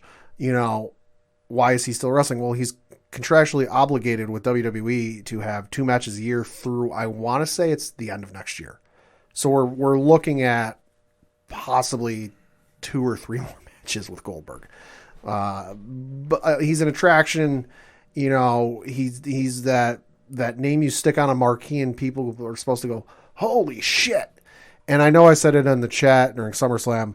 For me, it was an initial, oh my God. I know you guys weren't excited to see you, Dog, and some other folks we were watching with at the time weren't excited to see because, why? I was excited when he came back to face Brock because, like Edge, I didn't get to see him. You know, I didn't get to see him wrestle, and I wasn't entirely sure I'd ever get to see him come back, just because he seemed like one of those types that he was okay in retirement. He was happy in retirement. So to see him come back, I was fucking amped for that. I was like, let's fucking go. I get to see Goldberg finally. I get to see the entrance live. I get to see the mystique and the aura live that I didn't get to watch as a kid. I totally don't give a shit now. Like, I've seen it. There's not much to it. There's not much has changed in 20 years. Well, the problem is Father Time caught up with him. I'm sorry. Like, there's no nice way to put it. And I understand why he comes back, because people really like him, and they have great memories of when he was the guy in WCW. That was 20 years ago. But that's the whole thing. It's a nostalgia trip. But you know what? It sells pay-per-views. It sells tickets. So there is a fan base that gets it. I'm not one of them. I was never a big Goldberg guy growing up. I get the mystique and I get the aura, just because you look at his size for the time, which was just massive and huge and unlike anything you'd ever seen before. But it's run its course now. Yeah, it's ran its course, but you know what? They got him locked in, so for big events, they'll do it. I just don't want to see him involved in a title match. No, I'm sorry. I don't either. There's no reason he should have been in this. I'm sorry, there isn't. You could have got a better opponent for Lashley. Lashley did what he needed to do for this match, and you know what? This is a feather in his cap. It's a resume builder. Sure. Oh, absolutely. Go from here. I'm still holding out hope we have him and Lesnar at some point. That's who I thought they were going to do. That's been rumored since Lashley came back. Yeah. Like all of, like, what, 4 years ago? Something like that? Mm-hmm. So still waiting. I'll be happy to see him get a new dance partner. Yeah. Because, this match was just awful. And last, you had the main event, which was Roman Reigns taking on John Cena for the Universal Championship, and the stipulation, I guess, I don't think it was ever officially confirmed, if Roman loses, he leaves WWE. He said that on SmackDown. And I was kind of hoping that'd be true, because can you imagine Roman fucking showing up on like something like NXT? God damn. Well, you know what? This was a very interesting match. Obviously, a lot of hype for it. Obviously, it should have been the main event, and was. Solid storytelling between both. Oh, absolutely. You knew it was going to be the main event, because Roman has said it before, and it wasn't in kayfabe. Either I go on last, or I ain't going on at all. Exactly. He's earned that spot, and he has definitely elevated his character there. He needed the win over Cena to really take him to another level, and he got it clean. Oh, yeah. Not mad about this match at all. And I got to say, the one thing I loved watching the Brock return video like 1,000 times that I don't think anybody's picked up on. I love how after he pinned, because like I mentioned, Roman defeated Cena via pinfall 23 minutes, according to ProFightDB.com. Mm-hmm. I love after the match is over and Roman's handed the belt, and he's standing there holding the belt. He's standing over the middle, like Cena's waist. Mm-hmm. He's not just standing in the corner. He's just not standing by him. He's standing directly over Cena, and I loved it. Yeah, because Cena gets it. Roman got it. Because for their history and how Cena was always the guy that got one up on him, Roman finally ascended to that level. Mm-hmm. He's now the guy. Not that we didn't already think that. Oh, yeah. But he's now there. I'll say, we acknowledge the head of the table. I pre-ordered the Amazon exclusive Roman Reigns Funko Pop. Yeah. I acknowledge the head of the table. Pat showed this. It looks awesome. And then we get the return of Brock Lesnar. Which, holy shit, didn't see that coming. Viking Thor. Hey, please get rid of that man bun. You look shredded, and you look awesome. Yeah, he looks in the best shape I've ever seen him in. Fuck, he looks scary. Even scarier than when he was getting ready for his UFC fight. Yeah, like he is just that man bun. He's on a whole different level right now, and you know what? See him now as a proverbial face. And I was watching SummerSlam with my girlfriend, and she was like, "Oh, did we know he was going to come back?" I was like, "No." I was like, "It was rumored a couple weeks ago that he signed with somebody that wasn't WWE, but nothing ever came of it." I said, given the fact that CM Punk came back, I'm not surprised now. I don't think they did it, on Friday and then that. I imagine that the CM Punk talk started and the Daniel Bryan talk started with them going to WWE, and Vince went, yeah, I'm going to need a marquee name here. Let me open up the checkbook. Well, I'm sure that Vince is smart enough to go, I don't want Brock going anywhere. Brock draws. Brock is a superstar. Brock is expensive, and Vince can afford it. Yeah, and I'm sure and he placates to whatever Brock wants to do. Brock wants to work half a schedule. Sure. Brock has got his own goddamn jet. Yeah, so, I mean, he gets accommodating very much to Brock's demands. And I think that's another thing, too. For Brock, it's a comfort level as well. It is. But Brock earns that money in what he does for them financially. Oh, absolutely. Yeah, it's a win-win for all parties involved. I mean, you may not like it, and you may not enjoy it and think that it's shitty as a fan, but if you sit there and look at the financials and what he does for that company and the pay-per-view buys. Oh, it's huge. Yo. It's huge. But that's why Vince is Vince, and he's smart. Like, love him or hate him, He's smart and he knows where his money comes from. And I think that the whole talk of Brock maybe going to AEW, which was in discussion, I'm sure that Brock entertained the offer, whatever it was. Oh, yeah. Well, don't forget, before Brock's last contract, he worked WWE and UFC in contract negotiations. Yeah. He ain't no idiot. No, he's absolutely not an idiot. He knows what he's doing. And he has Heyman as, I believe, his financial advisor, if I'm not mistaken. Heyman's involved with his contract discussions, yeah. Yeah, so, they know what they're doing. And plus, why would Brock want to go? Like, I mean, sure, would he go to AEW and that'd be a game changer? Well, hell yeah. Well, so Heyman is to Brock Lesnar like Bischoff is to Hogan. Yeah. Like, Hogan trusts Bischoff even to this day. Well, that's the whole point. Like, Hogan will often consult with Bischoff when it comes to certain things he's just thinking about doing. Brock, I guarantee you, does the same thing with Heyman. Yeah, and you know what? It works out for everybody involved. Like, so I understand why he came back. I'm not mad about it, because even if he went to AEW, it would be a big deal. But, But then again, you run into the same problem you have now with Punk. And I got to say, a couple of years ago, even the last WrestleMania that was in New Orleans, it was Roman versus Brock. I did not give a fuck for that match because we've seen it already. Yeah. Now, I'm fucking... let's go. Whole different level right now. Whole different ballgame, because this Roman is not that Roman. I am excited to see this version of Roman go up against Brock. It's going to be fun. I'm excited to see Paul Heyman shit his pants like he did during the pay-per-view. That was awesome on his part. He looked scared shitless. Oh, he did. It was awesome. It was phenomenal. And overall, had a great night for WWE. Yeah. Like, for being the second biggest card of the year, arguably. Yeah. They delivered, had great surprises. Oh, yeah. I mean, they did everything you want to do in front of a big stadium crowd. So wasn't mad about it. Didn't think it was any retaliation with AEW. I think that they were just like, we really want to do something for the fans since we got a lot of them in attendance here. Let's make it a stadium show worth remembering. So I can't see WWE doing anything as a slight to AEW. They learned a little too much from going up against WCW. Yeah, I think that they are like, okay, you got Punk, you might have Daniel Bryan, you might have Bray Wyatt. We'll get into that. We have a beast. Yeah, we have Brock Lesnar and we have Becky Lynch. All right, cool. Like, let's just rock and roll, and folks. The Rock, if they can ever get his schedule to work out. Yeah, but you know what? I wouldn't be holding too much breath on that. No, I would just be relaxing from SummerSlam this past weekend. So hit us up on that hashtag ODPH Pod. What was your thoughts about the WWE's big Saturday night in Las Vegas? Let's have that discussion, shall we? We're gonna take a quick break. We'll be right back.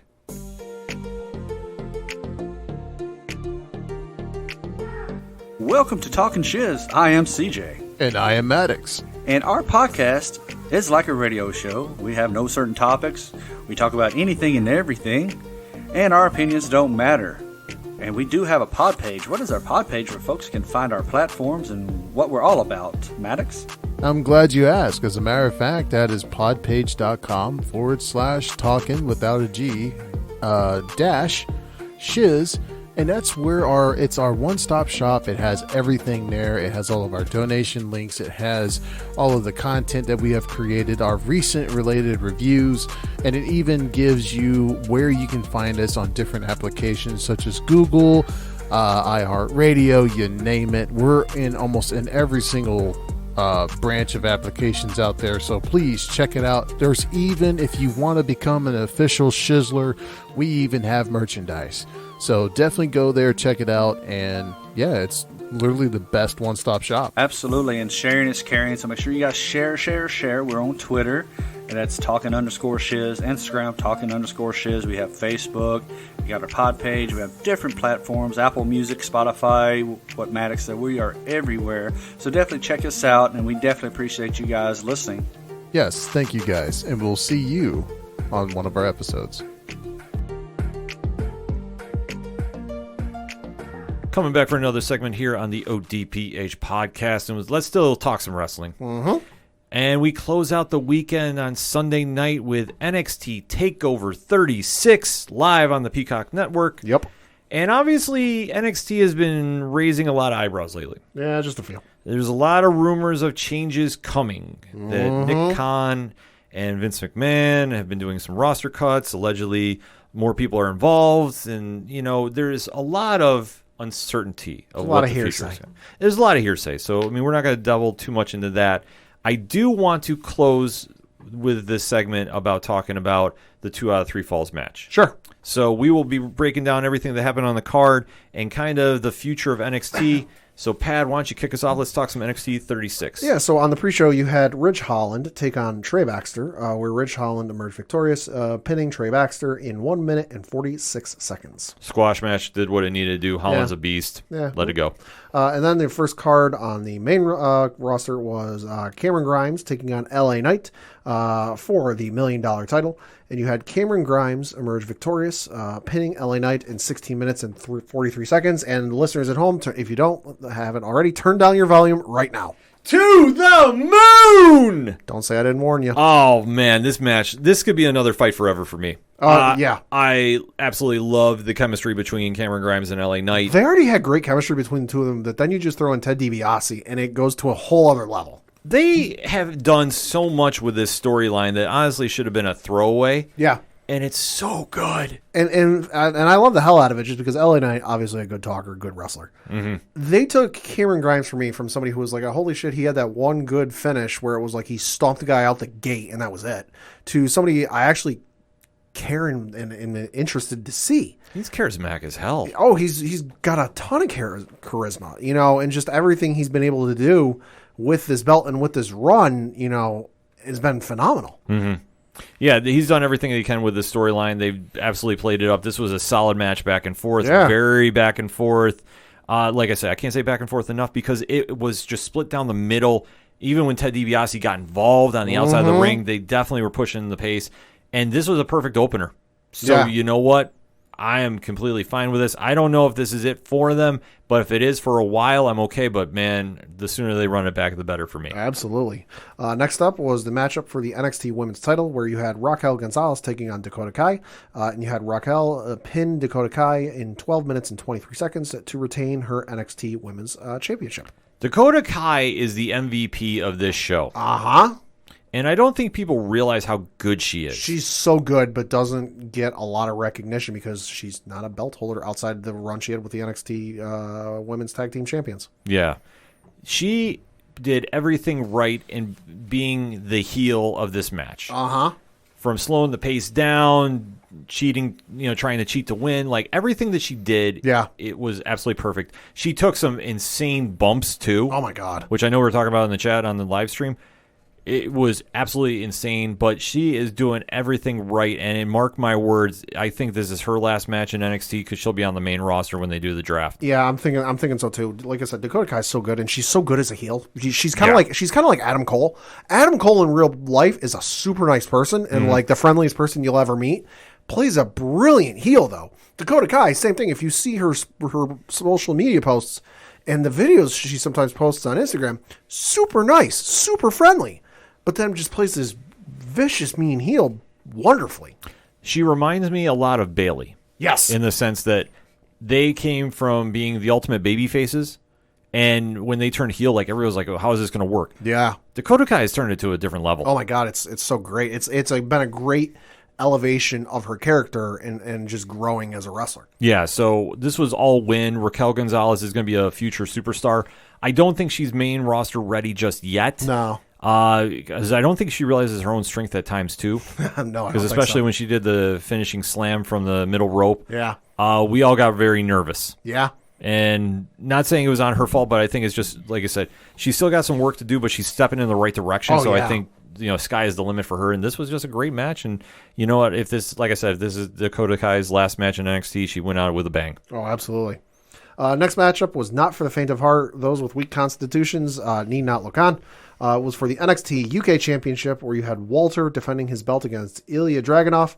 And you had Ilya Dragunov defeat Walter via submission in 22 minutes and 8 seconds to become your new NXT UK champion. And oh my good goddamn, I think I lost a few teeth watching this. This was absolutely violently beautiful. Oh my God, it was amazing. It was everything I hoped it would be, and then some. We all knew the hype coming from their first time they fought each other, which if you haven't seen that, you need to catch up on that. Absolutely brutal match. Like, you want to talk strong style, you want to talk hard hitting. Nobody even came close. And the fact that they announced this was going to be ran back, I got super excited. The fact they put it on Takeover 36, I was even more amped up because for people that did not know, Walter is amazing, and Dragunov is a future superstar if you're not familiar with him already. Well, because didn't Rich say Vince tweeted about their first matchup? Yeah. Vince don't tweet about anything just for nothing. Like, he'll wish out a birthday every now and then, but if Vince is tweeting about it, yo. Yeah, this was how big this rematch was. And for anybody that didn't really understand the premise of it, this was the most hard-hitting match you're going to see all year. It was the immovable force meeting the immovable object. Yeah, and Dragunov absolutely crushed it. Oh, my God. His chest, though, took a beating. I've never seen welts like that on a man. And I mean, I've seen some from the indie days with Roddy. Yeah, but nothing like on this level. No, this was a whole different level of violence. They beat the crap out of each other, and the scariest thing was Dragunov put him in a chokehold and deadlifted him off the ground. And Walter is not a skinny man by any means. That was all brute strength. Listen, big future for Dragunov. And for Walter, I'm just hoping that him dropping the belt means he stays in NXT, because I would love to see him in Samoa Joe. And that'll be chops for days. I'm not ready for it. You're not ready for it, but we will be ready together. Enough freaking said. Speaking of Samoa Joe. He went up against Karrion Kross for the NXT Championship, where he pinned Karrion Kross in 12 minutes and 24 seconds to become your new NXT champion, and also becoming the first person in NXT history to hold the belt 3 times. Yeah, this match definitely had a lot of intrigue to it. Obviously, Karrion Kross has been making his appearance on Monday Night Raw. Say what you will about his outfit, because there's a lot to be desired. Yeah, it's certainly something, to say the least. But in NXT, he has been the cold killer that we have all seen on the Indies and in Impact and wherever he's gone. He's always been phenomenal. And Samoa Joe having his return match in almost 2 years, they lived up to the moment they were in. Yeah. And they definitely went back and forth. Albeit, though, Joe looked a little blown up a little bit. Yeah, which, I mean, it's his first match since 2019. Exactly. Something like that. They're ring rust. Yeah, so I fully get it. I'm not knocking it. It was what it was. But they told a great story. The fact that Joe did the muscle buster, which I never thought I'd see him do again. I thought that move would have been banned given what happened with it. Yeah, I mean, obviously it was a freak injury that happened with Tyson Kidd, but still, I was shocked that he got Cross up there for it. Hit it once, boom, boom, boom, new champion. The third reign of Samoa Joe in NXT kicks off now. I mean, a great match. Saw the ending coming a mile away, just given the fact that, like you said, Cross has been showing up on Monday Night Raw the last couple of weeks. So it's one of the big 4, big 3 pay-per-views. Obviously, that's when typical call-ups would happen. So in this case, he's already kind of had his call-up. Now, the writing was on the wall. It was awesome to see, and I cannot wait to see what Joe does with the belt for a third time. My recommendation to any of the NXT talent listening down there, if any of them listen to the show, stay out of the parking lot. Yes. Joe is champ. Stay out of the parking lot. Like, have your significant other or a friend or a roommate drop you off right next to the door. Don't even take that risk. I just want a reality show of the NXT parking lot. Yo. Make it like Parking Wars or some shit. Give me something like that. I'm here all day just to see the mystique of that. And I know we went out of turn, but the ending of this match, I definitely want to address a little bit more, because this unfortunately stole headlines from the main event. And it's nothing against Kyle O'Reilly or Adam Cole, but when we get into it, I'll break it down. So let's talk about the match first. Yeah, so you had Kyle O'Reilly taking on Adam Cole for like the third time, something like that. It was the final time. This is it. Just to settle the animosity between the two. General Manager William Regal said that there would be a 2 out of 3 falls undisputed finale. It'd be a 2 out of 3 falls match. Adam Cole would pick one stipulation. Kyle O'Reilly would pick a second stipulation. And should it get to that point, William Regal would pick the third stipulation. And you had I forget what the stipulations were. I know there was a regular. No, it was the first match was regular match. Second was street fight. It was a street fight as picked by Kyle O'Reilly, because he won the first match, so it went to his stipulation. So it went to a street fight. Adam Cole picked up the victory in that matchup, which then led to the steel cage match. Which, let's face it, if you're new to wrestling, if you ever see a matchup where it's 2 out of 3 falls, it's going to the third fall. Especially when they spent the time to hoist the 4 sides of the steel cage up to the rafters. They're not going to do that if they're not going to lower them down. Yeah, this was obviously a well thought out plan to get to the steel cage. Yeah. I thought the build to get there was great. However, the steel cage match I thought was a little disappointing. Yeah. The fact that it was won via Kyle O'Reilly putting a leg lock on one-handed because his other hand was handcuffed to the ring rope and making Adam Cole tap out. Yeah. I was disappointed with it. I'm not mad about the match. Yeah. But I'm disappointed. Yeah, I mean, and I agree with, I think either you or Rich said they would have preferred a Hell in a Cell match. I agree with you. Yeah. I'm thinking back on it, though. I'm not sure Hell in a Cell would have fit in the Performance Center. That's what I said. Given the size. But you know what? They also had that thing with, Thatcher and Riddle? Yeah. I forget the exact name of it. I know it wasn't Lion's Den, but it was wherever the cage match was there. Yeah.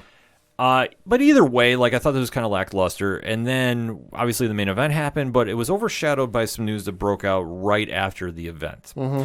And there's been wide speculation that this was going to be Adam Cole's last match in NXT. Because as has been reported, his contract has expired. Or well, it was supposed to expire, but he, did a month-long add-on to finish out the storyline and have one more match with Kyle O'Reilly at the Takeover. Mm-hmm. So everyone's going, oh, Adam Cole's a free agent. He's going to sign somewhere. It's now being reported today, not so fast, my friends, that his contract runs out Friday. Yes. So he is still under contract with WWE. He cannot negotiate with anybody. If he does, it's tampering, and then you get into a whole legal issue. Mm-hmm.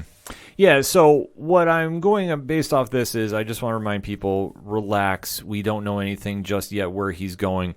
I know there is wide speculation he's going to AEW. Yeah, between the stuff the Bucks are doing, Britt Baker herself tweeted out, baby, but let's point out the fact that Adam Cole did break out one of her moves in the match. Right, but, it's just a little homage to her. Yeah. So I didn't take anything too serious. I knew the internet marks were going to run. Does that mean Britt's going to do a Panama Sunrise at some point? You never know. Yo, I'd dig to see that. I'm saying that's completely possible.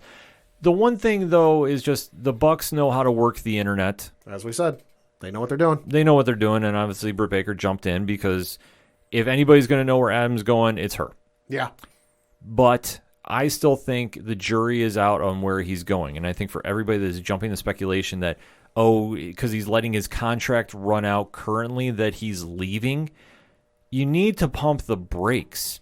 I think what he is going to do is take his time to figure out where he wants to go. Yeah, and I think that's smart on his part. I think he's also sat there and seen a lot of releases in his time at WWE, and he wants to negotiate the most ironclad, best contract he can that works in his favor. Nothing untowards can happen to him, nothing bad or whatever. That he just wants to get the most bang for his buck wherever he wants to go that works for him, because he's sat there and he's watched a lot of people come and go. He can very easily go to AEW and rejoin his friends and be brought back from the dead, but I think the issue with that, Aaron, it runs into, what we've been saying. It's a lot of guys and girls on that roster that are main event guys and want to be in the main event. Adam Cole is a main eventer. Oh, facts. And I get that he would probably have an easier time than others getting in the main event because, well, his friends are all the EVPs. But there's still a lot of guys, and there's only so much time. If he stays with WWE, he's going to get a massive contract. I'm not saying Brock Lesnar levels, but it's going to be a decent chunk of change. It's going to be very favorable. It's going to work in his position, and it's been well documented and well reported that Vince loves him and wants to give him a big push if he makes it to the main roster. There's a lot of factors involved, but you hit the big key points on that.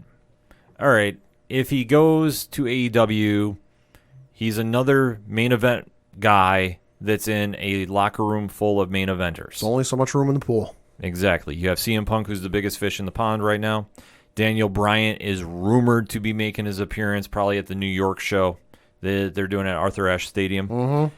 Bray Wyatt is rumored, and I stress that word. 50-50 at this point. Rumored. It seemed like a certainty a couple days ago, but now it seems it's more 50-50. Yeah, there's a lot of just going back and forth about where he's going to wind up. And obviously the Bucks were playing into the whole seance thing. I know some people were having the idea that meant Bray Wyatt. Some people thought it was Adam Cole. I know Rich was the first one to come out and say that it was because of BTE and how they killed him off on BTE, that would be why they would bring him back via seance. Sure, get it. And give credit to Rich about that too, not trying to downplay that idea. But I think it's just everybody is trying to speculate where he's going. And the fact that overshadowed NXT, I didn't like. No. It's not, like I said, it's not anybody's fault, but it's about people running with the idea that, okay, this is going to be his last match in NXT. Entirely possible. Well, yeah. We all knew that this day was going to be coming because, let's face it, The man has done literally everything in NXT. he's carried that brand on his back for how long? And Couple of years. and to be on that star-studded roster to be the crowning jewel is huge. So he definitely had a massive debut when he showed up at the NXT Takeover, But then you got to remember, in that time after he showed up, were in the middle, I believe, of the Gargano Ciampa feud. Yeah. So he was still a big name on that roster, but it was overshadowed a little bit. Once that feud ran out, then he ascended to where he was, the face that ran the place. Exactly. So he's been the guy that's been Mr. NXT. With all due respect to Johnny Gargano. Yeah. He has been the guy. Like, Cole has carried that franchise where he can. If they're in a transition phase, which is heavily rumored going to be happening with NXT, that all these changes are coming, it makes sense for Cole to leave and go to the main roster. Hell, if they did not have enough faith in him that he was going to be a main event player on the main roster, would he have gotten that run a few years back when they did Survivor Series and he wrestled 4 nights? Oh, hell no. That's what I'm saying with Adam Cole, and they know what they're getting. It's rumored that his contract that Vince has offered is in the 7-figure range. And easy. And there's a lot of win-win about this. So could Cole stay there and take the money? I think he does. I don't think he goes to AEW because the problem that he's going to have is, like we've touched upon, you have a big main event guy you just signed. It's heavily rumored that you have another main event guy en route in Daniel Bryan. Yep. Who knows about anybody else? We'll just kind of leave that fair game right now. And that's without knowing from other companies, major stars who are coming up on the end of their contracts. Yeah, exactly. So, I mean, the door is kind of wide open about who might be walking in to stay put in AEW. So you can't tell me the instant Gallows and Anderson's contracts are up with Impact that they're going to go to AEW. Like, yeah. That's not going to happen. Bullshit. Yeah, I mean, they're locked and loaded to be official AEW when their time is up. But it goes back to where is Cole's biggest fit going to be. Now, if he's in it for the wrestling, sure, he could go AEW. But then again, like we touched upon, where do you fit on that roster? A lot of fish in that pond. Yeah. But if you stay at WWE, you're going to be a made guy. Oh, yeah. So there's no question to me about where he's going to go. But the hang-up might be his Twitch channel. We know that that's kind of now been in discussion because of how WWE does their Twitch regulations. So I'm sure what he's going to do is take his time and really get the best offer he can from both companies. And what's going to be the selling point. I fully expect to see him on SmackDown or to be the face of Monday Night Raw. I'm guessing if he stays with WWE, Raw, because SmackDown right now is there's no more denying it. SmackDown is the A show. Oh yeah, SmackDown is loaded. They have Roman Reigns, Seth Rollins. Now, mind you, this is all prior to the draft and shaking things up. Mm-hmm. Roman Reigns, Seth Rollins, Edge. You got Finn Balor over there. You've got Becky Lynch now. Sasha Banks when she returns. Bianca Belair. Street Profits are still over there, if I'm not mistaken. yes. Mysterios are over there. SmackDown is loaded to the nines. So if he works out a contract, whatever, I'm banking on him going Raw just because Raw needs some bodies. Raw needs some bodies, and he'd be the big fish in the small pond. Now, is it to say it's locked that he's going to be there? Sure. I mean, no. I mean, we don't know, but I think for the placement that you could be in and the money is right, I see him staying. I mean, I don't think that there's really any incentive for him to go, but I'm not him, so I'm only doing my speculation here. Don't get me wrong, though. Cole going to SmackDown would be funny as shit, though, because that means he'd have to deal with Pat McAfee on a weekly basis. Yeah, And we know their history. Yeah, there'd be a lot of win-win about that one. But there's so many ways to go about this, and that, like I say, I felt bad that the card for NXT TakeOver was overshadowed by that. Oh, and I can't even imagine how he feels putting on, let's face it, it's a 5-star match. 10 out of 10, A+. It was a great match. To have it overshadowed and then, go home, shower, change, go home, and then jump online and see everybody speculating about it. That, can't you just enjoy the match for 5 fucking minutes before you start speculating? Well, I mean, that's the day and age we live in with the internet, that people got to get out there with clicks and just kind of run with stuff. And obviously hearing a lot of that kind of stuff on Sunday night was disheartening, that we couldn't even let this breathe for a bit. Yeah. And then somebody's just got to put it out there. And then that started taking away from what we should have been talking about, which we should have been talking about Samoa Joe being champion yet again for the third time. We should be talking about the match of the year in Walter and Dragunov. We should be talking about, okay, Adam Cole maybe had his last match in NXT. Not that high on the priority list. I'm sorry. It compared to what else you had on that roster, it wasn't the headline, but it became the headline. And that's not his fault at all. No, absolutely not. I want to stress that. But it's just sad that became the running narrative, that it overshadowed the event. And it's because of what an amazing job he's done in NXT, but it doesn't mean that this is it and this is the end. For him in WWE, I think this is just one chapter closing, and he's going to have a big one opening up. So depending on where we go after this is going to be anybody's guess, but he's now going to become the free agent to watch, with all signs pointing that he has 2 roads he can walk. Which one is he going to do? But everybody should definitely check out NXT TakeOver 36. I give it a high recommendation. I thought the card was solid top to bottom. And if the only thing I can be mad about is the finish of the Cole-O'Reilly match, it doesn't take anything away from the match itself. But the ending I thought was a little sus. That's just my opinion. But you should watch it for Walter and Dragunov alone. That being said, we gave you our review of NXT TakeOver 36. If you want more wrestling coverage, you can definitely head on over to twitch.tv/607podcast. Check out the latest episode of 607 TWS with Rich and myself. And definitely hit us up on the hashtag ODPHpod. Give us your reaction, wrestling fans. What did you think of the show? We're going to take a quick break. We'll be right back.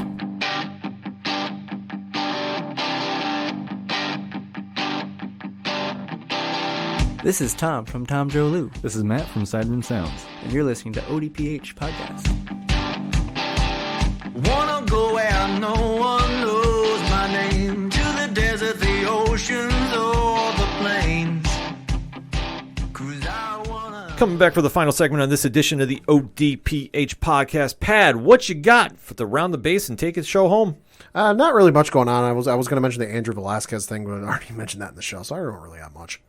That's fair, because really wrestling has been dominating the headlines. I mean, sure, I can go into a complete homer pitch about how the King is going to get his number inducted into the rafters at Madison Square Garden, so salute to Henrik Lundqvist, who has announced his retirement.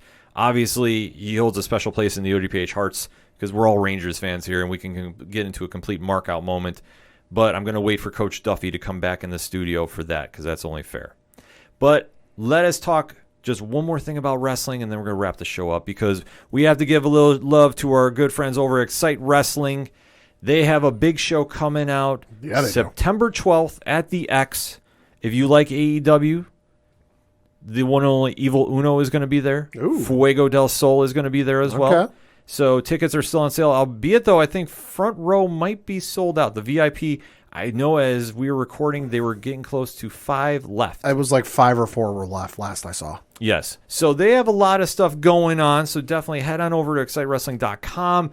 Tell them the ODPH sent you. And make sure to drop them a follow on Twitch, because they will be airing the card if you can't get to the 607 and watch. So there's a lot of win going on with wrestling. And we always preach about supporting local and supporting indie wrestling on the whole 607 podcast family. That's what we do. We preach it because why we are fans. To kind of tie this all together, we are wrestling fans. We are fans of sports. We give our opinions. We don't go after people for what they like. We might have that camaraderie where Pat will say something to me about the Bills, or I'll say something to Coach about the Giants, and that's what we do in the joking manner. We don't attack each other about our fandoms. We are fans through and through, and that's why we give you these shows when we do them. It's a big deal to enjoy the fandom, and if you're being toxic about being a fan, you shouldn't be on social media, and you got to just take a look in the mirror and fix your own problem. That's the easiest way to put it. That all being said, the music you heard on this edition of the ODPH podcast is that of Brian Wolf. He lives in Austin, Texas. Yes, he does. He's got some big music news coming out. That Pat, Nickelback cover album? Oh, don't tease my heart there. You know I'm waiting on that from Brian. But Pat, if I want to find out more going on with Brian, where do I go? ODPHpodcast.com. Right on. You swing on over to the music section. You check out everything going on with Brian. You check out everything going on with, I'm going to carry on with the king of Porch Fest right now, and that is Tom Jolu, because Porch Fest is happening locally in the 607. Hey. And Tom has been announced to play. And who better? Rich and I have this discussion all the time. Shout out to our guy Rich over at 3FN. Who better than Tom Jolu at Porch Fest? where he's going to be playing. It's a cool house vibe, a lot of music going to be going on. So definitely hit up Tom, and he'll tell you all the whereabouts about it. You should be following him anyway. You should be downloading his music because he's a fantastic human being. So you can find out more about him at the ODPH podcast website. You can check out everything going on at Second Suitor. Shout out the Robots. I think Julian is actually playing a show there too at Porch Fest. There's a lot of music that is happening here with the bands you hear on the ODPH. So definitely go out and support everybody there. Floodlands, Yard Party, the whole family.